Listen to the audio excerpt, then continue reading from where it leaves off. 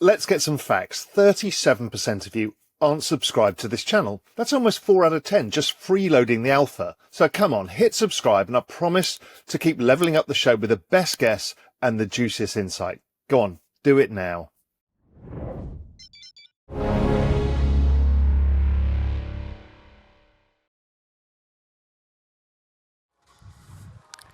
Hi, I go by Profit. And yeah, I guess when most people here have talked about internet capital markets, they talk about like on-chain stocks or like, yeah, some fancy infrastructure that's going to shave your bips down on your spreads down from like 5 bips to 2 bips. We have a different way of seeing things. I think historically, like what's brought people on chain, if you look historically, is like, yeah, ICOs, NFTs, meme coins. These are all like crypto native assets that you can't already trade in a brokerage account. And I think it's like fairly reasonable to assume that actually crypto native assets are like assets that we create as like teams in crypto will be the way that the internet capital markets work. And I'm going to talk about why that's the case and why if you're a founder, you should consider tapping internet capital markets to raise for your crypto business. And yeah, so the core point is like, this is a Hyperliquid's perp volume over time chart. And the question is, can you see when they launch their coin just by looking at this chart? And yeah, you kind of can. It's like right in that area before they go up around October, November. A big reason being that all these people that now own Hype have an incentive to like to talk about their bags, like to shill Hyperliquid as a product and to use it. And so this is Avicii's spending volume over time chart. Avicii is a crypto credit card product or like neobank that launched on MetaDAO. And the question is, can you see when they launch their ownership coin?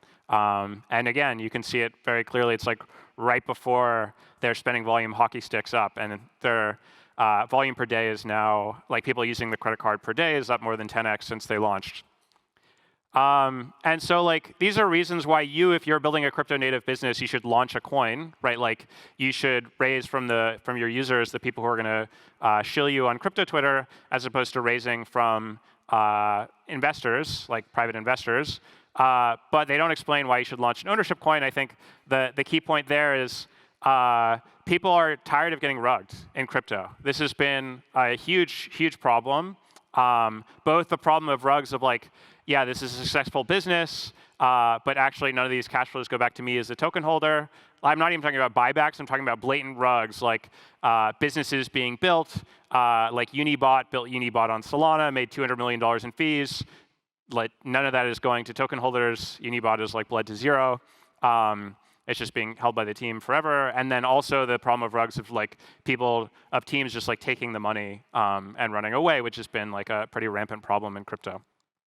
And yeah, so MetaDAO, which is what I work on, is the home of what we call ownership coins. So that has 2 components.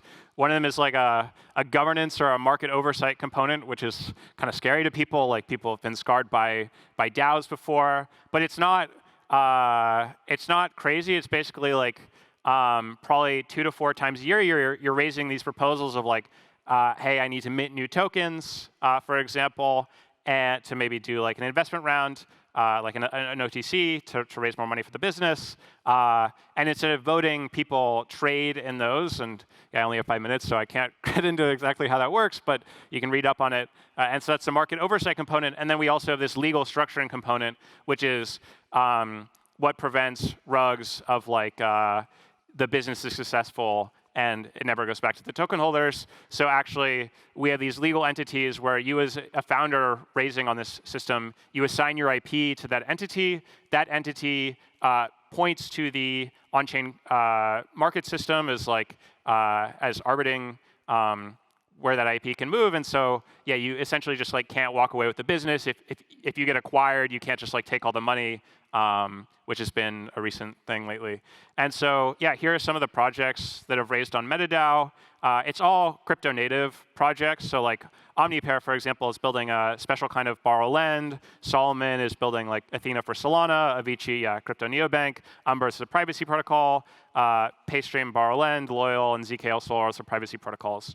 And this is what that looks like. So yeah, Umbra, for example, wanted to raise $750K, ended up raising $3 million through MetaDAO, and that could be you next. And if you want that to be you next, message me on Telegram, send me a short blurb of what you're working on, and if we're interested, I will follow up with you. And please, like, if you're a genuine team building something interesting, I really, really want to talk to you.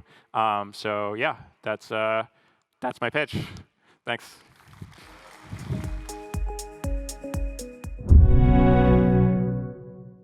So you obviously like this video enough that you've got to the end. That's quite a big task. But listen, do me a favor, hit the like and subscribe button, and also check out what video's next, because I think you'll love it. But if you want even more, and when I'm talking more, I'm talking about member-generated ideas, incredible alpha, research, everything there to help you in your journey, just head to realvision.com/join for the best financial intelligence out there and the pure alpha that's within the platform.